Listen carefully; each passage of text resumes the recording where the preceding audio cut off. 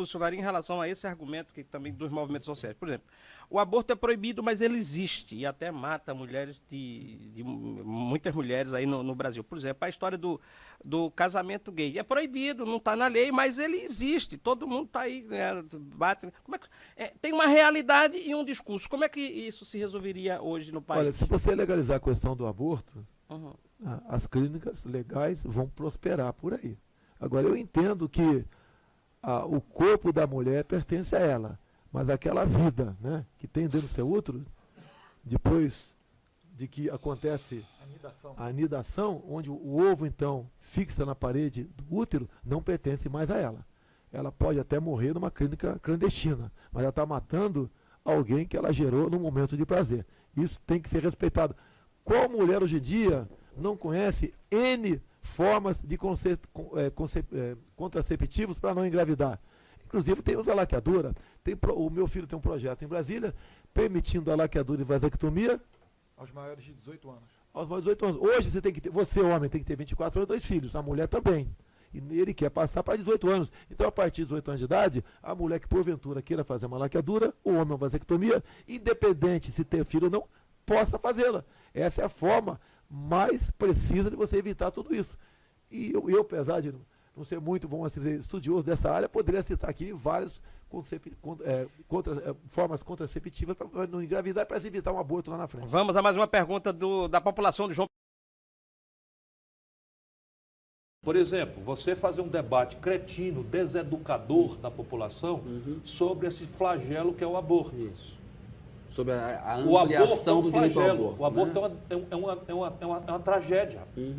Ok, estamos todos de acordo, portanto, ninguém é a favor dessa tragédia. Mas a questão é qual é a relação que deve ter o Estado com essa tragédia humana, moral, religiosa e de saúde pública.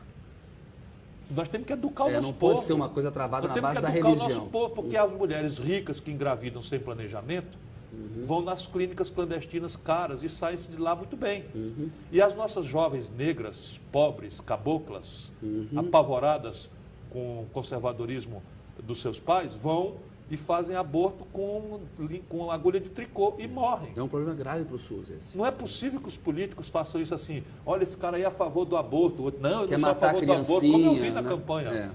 Um debate regressivo. Deseducador, né? Deseducador, regressivo. Da sociedade. Sim. Reacionário, deseducador, picareta. Entendeu? E esse aspecto também. Né? E o perigo do moralismo é exatamente esse, que a Dilma está esconjurando. Né? Se você faz uma construção em que a premissa é que a culpa da corrupção generalizada, da indignação que a sociedade tem com razão, com a safadeza ladroeira, é do fulano de tal, e se fosse eu no lugar dele, no dia para a noite, não ia ter mais corrupção, isto mata você, lhe derruba do poder na hora que você for trabalhar. Eu não admito o Bolsa Família com uma proposta permanente de ajudar o pobre. Ela tem que ser transitória. Isso é um crime. Tem gente que está aí há 9 anos no Bolsa Família, não quer ser empregado, que pede o Bolsa Família. O Bolsa Família atende a famílias de até 5 filhos. Essa garotada vai crescer o quê? Pensando no quê? Bolsa Família também. Você vê meninas no Nordeste, bate a mão na barriga grávida e fala o seguinte, que tem também o auxílio natalidade. Esse aqui vai ser uma geladeira. Esse aqui vai ser uma máquina de lavar. E não querem trabalhar. Então, quando você fizer esse corte aqui, você tem gasto per capita em educação abaixo da média, gasto per capita em saúde abaixo da média, gasto per capita em defesa abaixo da média, e vai fazendo. Onde é que você vai encontrar no Brasil 2 gastos, um próximo da curva, mas já fora, e outro longe da curva, a ponto de não caber nem no gráfico? Esse daqui é Previdência, 70 bilhões de reais, e este fora do quadro, que fura o teto, 580 bilhões de reais de juro. Se você somar o que tem que rolar de principal, que nós não temos dinheiro para fazer, dá 1 trilhão com T de tapioca. E 200 bi. Então, vamos botar em perspectiva, se eu servir ao Brasil, vamos pôr em perspectiva tudo. Tudo mesmo. Não vai ficar uma receita sem ser criticada, não vai ficar uma despesa sem ser criticada. Generosa e aberta e transparentemente. E aí vai ficando evidente, sabe? Se você botar luz, todo mundo vai ver. Onde é que eu vou cortar, cara? Eu vou cortar no Bolsa Família, que gasta 15 bilhões de reais para atender 60 milhões de pessoas. Com 3 refeições, cara. Isso é comida. Cortou, o cara passa fome. Cacete! Não é possível. E cortaram agora no orçamento da dona Dilma. E a gente fica ababacado? Não é possível. É isso que está vindo para cima do Brasil. E vai entregar 570 bilhões de reais para meia dúzia de rentistas. 10 mil famílias são destinatário final. Trata-se disso. Se você assistir um tatu em cima de um toco, meu irmão, alguém botou. Porque tatu não sobe em toco. Isso está aí para atender a quem manda no Brasil.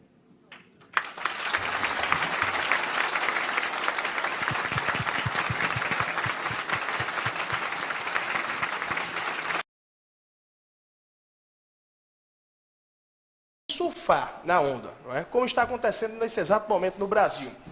Se fala em desvios de dinheiro, roubo, enfim, corrupção, e todo aquele que porventura venha a bater, a ser contra a corrupção, vai fazer barulho, não é? Eu acho que tem coisas mais palpáveis no Brasil tão grandioso chamado Brasil, no país tão grandioso chamado Brasil, que deveríamos debater, E eu lhe pergunto, não é? Se estamos em crise, qual a política econômica que deveríamos adotar? O senhor que tem esse anseio de ser candidato a presidente, creio eu que será candidato à presidência da República. Então, eu queria ouvir, não barulho, homossexualismo, racismo, perseguição, eu queria ouvir o deputado Bolsonaro falando sobre a crise econômica do Brasil e quais as saídas. Quem faz a pauta aqui são vocês. Alguns têm uma paixão pela questão LGBT e ficam perguntando isso o tempo todo para mim. Não é o caso do Gutenberg, não. Há 5 anos, 12 países, entre eles a primeira e a terceira economia do mundo, Estados Unidos e Japão, costuraram o Tratado do Pacífico. O Brasil ficou fora mais uma vez. O Brasil está amarrado ao Mercosul. O Brasil fez miséria para que a Venezuela também entrasse no Mercosul, inclusive criando um problema diplomático com o Paraguai, que agora vai começar a não mais vender o excedente da energia Itaipu para nós, vai usar talvez na produção de alumínio em seu país. A economia nossa não pode continuar sendo voltada apenas para o Mercosul ou para o viés ideológico. Nós temos que abrir para o comércio do mundo todo. Na questão da economia também, o Estado tem que ser menos paternalista, tem que dar mais liberdade para o empresariado poder investir, dar garantia para tal. Não ficar assinando acordos, como por exemplo, que eu acabei de falar aqui, de importação de bananas com o Equador diretamente para o CEAGESP em São Paulo, que acaba prejudicando a produção de banana no Nordeste também. Porque junto com isso, já que o controle fitossanitário é feito pelo país de origem, nós podemos estar importando também, a exemplo daqueles refugiados, né, importando a cigatoca negra e o moco da banana. Então, um país que se fecha no seu mercado por viés ideológico, a consequência é isso que está aí. E para você reabrir esses mercados, que sejam por melhor acordo possível, você leva no mínimo a 3, 4 anos para você poder respirar nessa área. Enquanto nós não mudarmos essa política em nosso país, enquanto nós nos aproximarmos verdadeiramente da Europa, da América do Norte e da Ásia, e abandonarmos aqui o Mercosul, você pode até fazer negócio. Nós não podemos deixar de continuar importando o gás da Bolívia. Há interesse para eles. Você não pode continuar fazendo muito negócio aqui na América do Sul, mas não dessa forma. Se desprender, né? Você tem que desprender. Você, para fazer um negócio qualquer com qualquer outro país, você tem que pedir bênção ao Mercosul. Geralmente a nossa política vai para o espaço. Então você tem que botar gente com a mente aberta, que vá para um estado mínimo e busque negócio com quem tem tecnologia, quem tem... Eu chamo só a atenção, mais um pouco, Alex, para uma questão bem didática. Sim. Eu gosto muito de ser didático. O que acontece? Vamos fazer um comparativo aqui, né? A crise é enorme e tal, enfim. O Brasil é um país que inventou a tecnologia flex, carros que consomem álcool e gasolina. Eu não sei se o senhor... Período militar aí, por coincidência. Eu falaria meia hora sobre a realização do período militar. E você não tem um minuto para falar do Sarney para cá que foi feito no Brasil. Aí vejamos, é uma coisa notória aqui, ser bem de dado para você que está em casa, que você que nos acompanha aqui na TV Marcha, e que reflete. Não é? A gasolina está tendo reajustes, não é? Claro. Porque antes era subsidiada e agora não, largou-se de mão. E o álcool, que tem um incentivo fiscal, toda vez que a gasolina sobe, o etanol também sofre reajuste. E uma coisa tão pequena que ninguém consegue enxergar isso diante de uma sociedade tão grandiosa que está passando por perrengues, que eu acho que isso merece uma atenção, um olhar, além de qualquer outra polêmica que venha acontecer nesse país. Quem decide o futuro de um país é quem está sentado na cadeira presidencial. Um presidente não pode tudo, mas pode muito. O barril do petróleo, há 1 ano e meio, estava $130. Hoje está 45 e continua sendo reajustado. Nós pagamos, a título de rolagem da dívida nossa, por dia, mais de R$1 bilhão. Se nós temos 200 milhões de habitantes, arredondando, cada um de nós aqui que está nos ouvindo, deve por dia, para a rolagem da dívida, para o agiota, R$5, R$150 por mês. Com toda certeza, nós aqui pagamos muito mais, porque tem muita gente que, infelizmente, não consegue nada produzir. Até vive de projetos do governo. Então, a conta é muito alta para nós. Nós temos que buscar uma maneira de negociar essa dívida nossa. Não é calote, não é isso, é negociar. Nós não podemos pagar tanto, porque até aqueles que ganham em cima dos juros vão acabar perdendo tudo no futuro. É muito carrapato para pouca vaca. E a comunidade financeira tem que entender. Não vou aqui fazer um discurso de atacar banqueiro. O banqueiro é importante, é essencial para o desenvolvimento de um país. Mas a forma como você trata, como o governo inclusive trata, a taxa Selic é um crime. Você pode ver, a cada 1% da taxa Selic equivale a mais R$20 bilhões de despesa que o Tesouro tem por ano.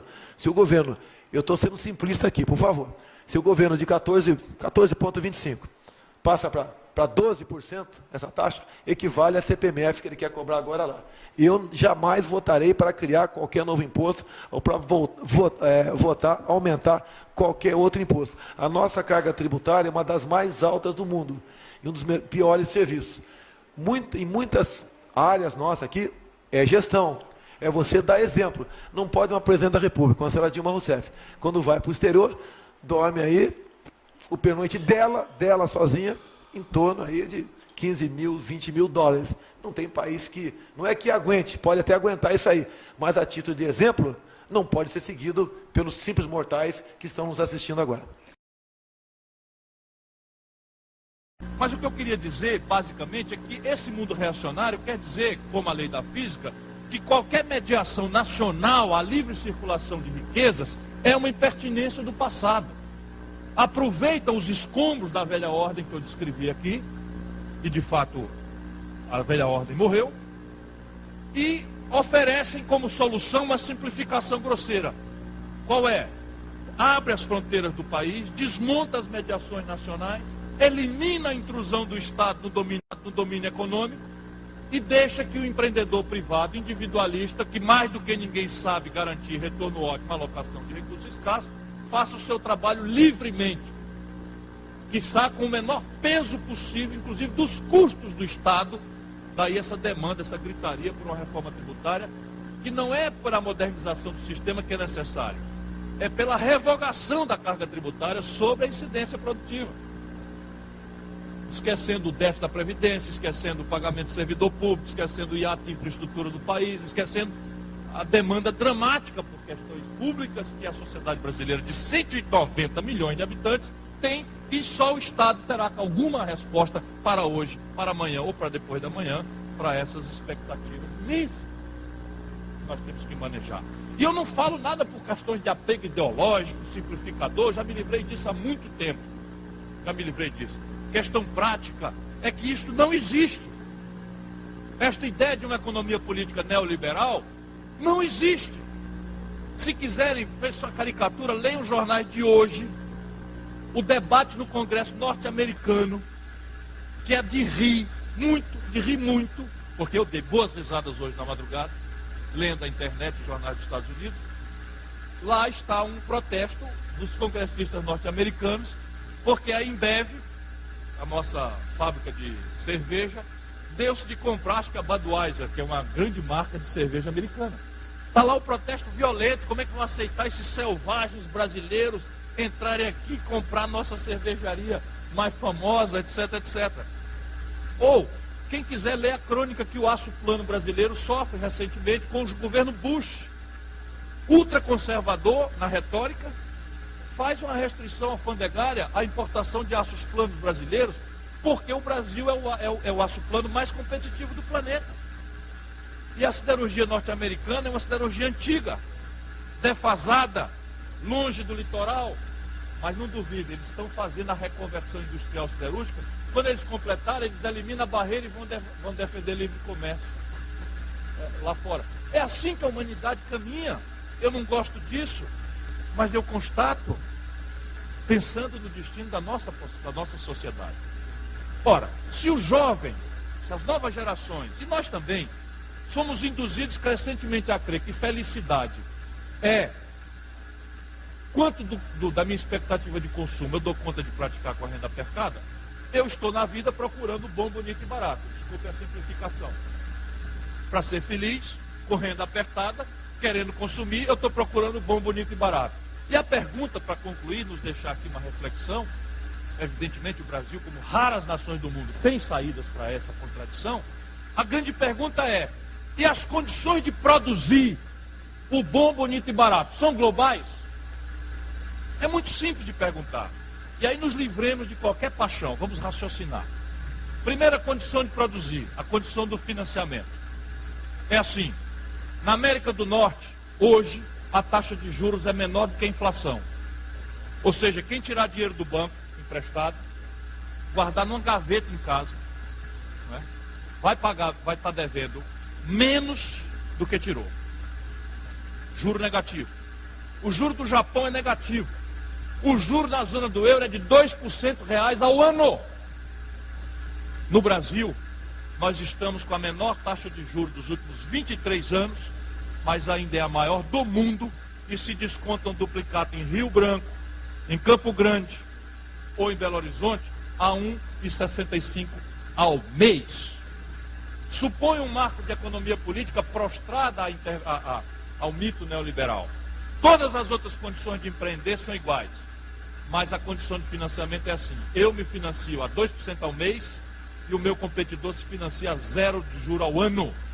Se todas as outras condições de empreender forem iguais e a economia política for desintermediária, aquele que se financia barato destrói o que não se financia barato. E no limite a gente não tem como pagar, porque deixaremos de ter o nosso empreendedor, voltaremos a ser essencialmente importador de valor agregado e vamos pagar com o quê? Crises cíclicas de crédito, despoupança interna, fatos que nós já conhecemos do passado, não podemos mais repetir isso. Mas vou chamar a atenção que já está semeada a ideia. A questão tecnológica que lá atrás permitia um modelo de substituição de importação, mudou tão dramaticamente que hoje, eu posso afirmar com muita segurança, não existe competição possível entre retardo tecnológico e ponta. Não existe, pura e simplesmente. Aí a grande questão é, o domínio tecnológico do planeta é global? Resposta lamentável, não. Dou um exemplo prático, para ninguém pensar que eu estou em devaneios ideológicos. O Brasil é uma das 6 nações do planeta que tem uma indústria aeronáutica. Só 6 países do mundo produzem avião. Olha aqui, só 6 países do mundo produzem avião. Depois diz que a gente tem defeito genético como nação. Eu fico indignado. 6. Porém, uma parte importante do avião que a Embraer produz, a aviônica, uma parte da aviônica, é importada da América do Norte. O Chaves resolveu fazer uma encomenda de Super Tucanos, que é um avião turbo-hélice de treinamento, de grande versatilidade, muito respeitado no mercado aeronáutico mundial, e resolveu comprar da Embraer. Sabe o que aconteceu? Os americanos embargaram a venda. Os norte-americanos embargaram a venda. Proibiram a Embraer de vender os seus aviões para a Venezuela. O que é uma estupidez inominável, porque o Chaves, ok, comprou da Rússia. Sukhoi, que é um avião mais agressivo do que o nosso Super Tucano, E nós aqui ainda temos influência diplomática para dizer, olha, nós vamos vender o avião, mas não queremos você se metendo em confusão e tal. A Rússia vendeu e acabou, só dá assistência técnica e pronto, final. Não quer saber. Se possível, ainda gostaria de uma confusão por outras razões. Está vendo como é prático? Obrigado, irmão. Família vai boa? Tudo tranquilo. Tudo certo, presidente? Mais meia horinha, tá? Não, vou terminar. Mais 15.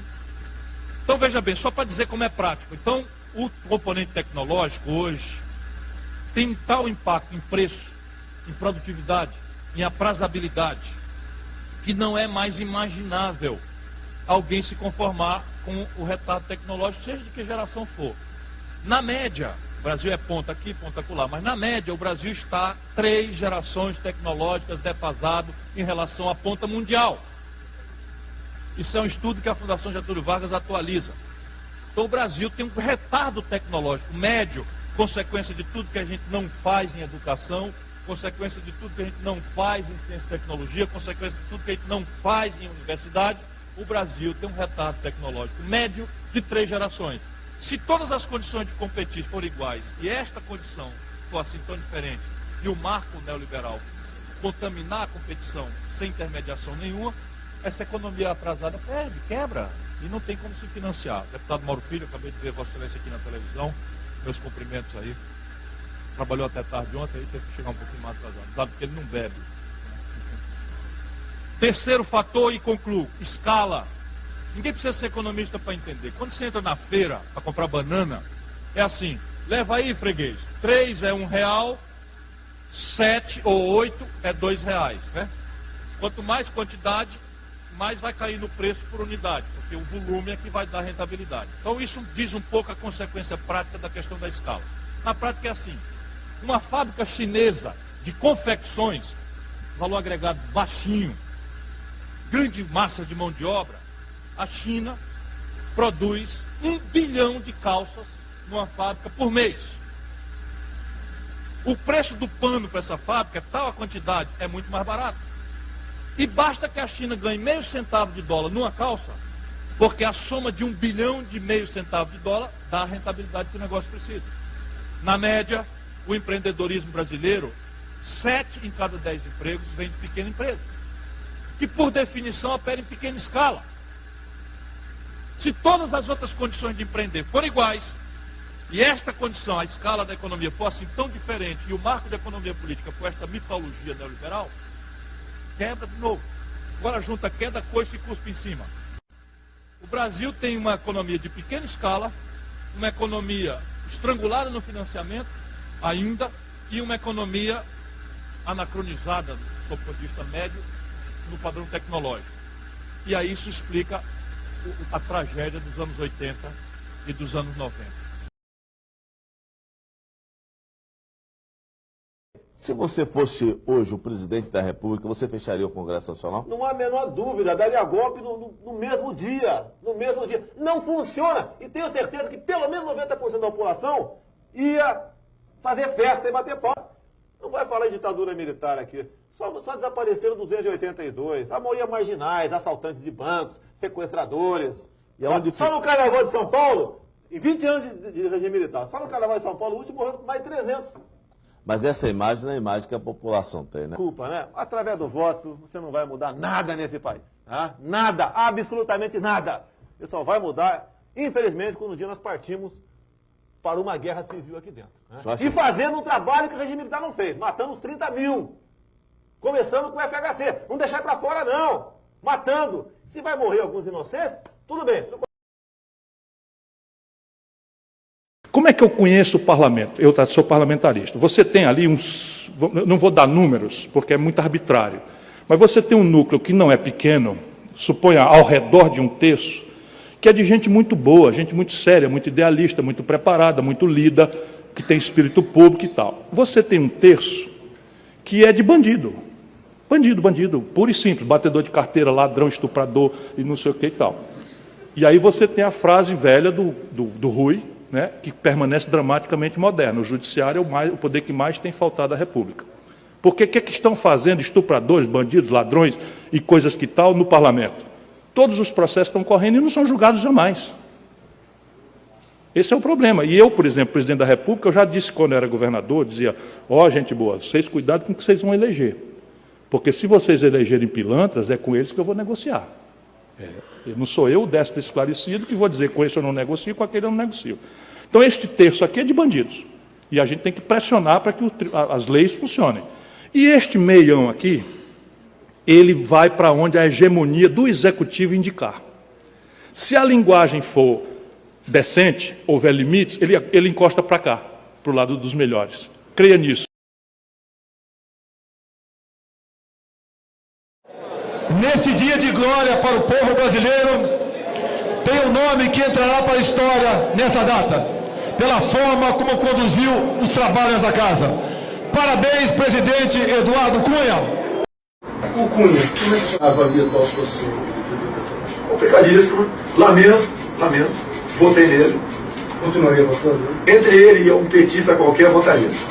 Mesmo entre ele e um petista qualquer, votaria nele, votaria no Fernandinho. Entre um petista que eu votaria no Fernandinho, votaria no Fernandinho Beiramar. Porque eu sei que esse petista aqui, que vai ser colocado, vai estar alinhado com o Planalto. Eu sei o que é sofrer na pele, ser deputado aqui, companheiro da Câmara, alinhado ao Planalto. O senhor vai votar pelo afastamento da votação dele? Se chegar no plenário, você vai ver meu voto ali. Você vai ver meu voto como você viu. Mas qual seria o seu voto? Hoje em dia, eu tenho que falar no condicional. Os informes que eu tenho até o momento, ele cometeu um crime passível, tranquilamente, para começar aqui dentro depois. Obrigado. Porque essa coalizão PT-PMDB, da forma como que está, acostumou-se a fazer uma seleção às avessas. Quanto mais incompetente, mais picareta, mais prestígio. Então, repare bem, eles estão querendo dizer agora que vão escolher um camarada chamado Eduardo Cunha para presidente da Câmara. Esse cara deve ser, assim, entre 1000 picaretas, um picareta mor. Um picareta mor. Toda a linguagem dele, eu conheço esse cara. Desde o governo Collor, ele operava no escândalo do PC Faria na Telege. Depois estava enrolado no escândalo do fundo de pensão da SEDAI no governo Garotinho. E aí vem vindo. Depois estava enrolado no governo Lula com Furnas. E agora enrolado até o gogó em tudo enquanto. E ele é que banca os colegas. Todo mundo sabe disso. Antigamente o picareta achava a sombra. Né? Procurava ali o bastidor, ia fazendo as picaretagens dele escondido. Agora não, quer ser presidente da Câmara.